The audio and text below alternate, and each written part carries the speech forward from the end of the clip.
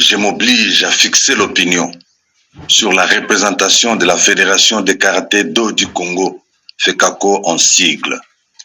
À cet effet, l'équivoque est levé par deux jugements rendus tour à tour par le tribunal de grande instance de Kinshasa-Gombe. Le premier sous RC 130-425 a réhabilité M. Lakombo dans ses fonctions de président de la FECACO après avoir annulé sa suspension décidée en violation des statuts. Tandis que le second jugement qui est prononcé le 22 janvier courant a, lui, suspendu tous les effets des résolutions d'une fameuse Assemblée générale tenue clandestinement le 22 décembre 2025. Et donc, en vertu de ces jugements, c'est Lakombo Freddy qui reste président de la Fédération de karaté-do du Congo.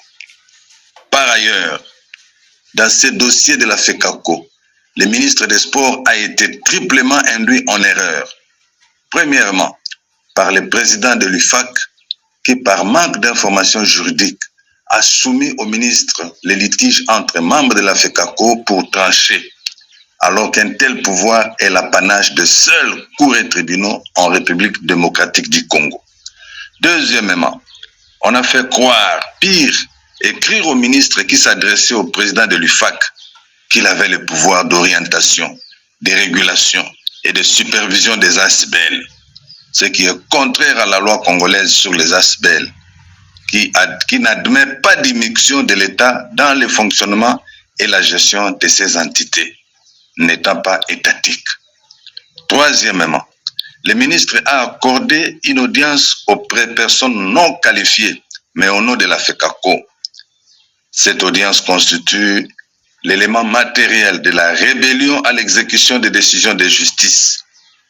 Et c'est un défi lancé contre la justice. En bref, toute démarche imposée, qui consiste plutôt à imposer à la FECACO des dirigeants, est un précédent fâché, violent, mais qui constitue également une violation manifeste de la Constitution, des lois de la République, qui viole également l'état de droit, cheval de bataille du président de la République, Félix Tshisekedi Antoine Tshilombo. De toutes les façons, on le sait à la suite de Blaise Pascal, que la force sans la justice est tyrannique.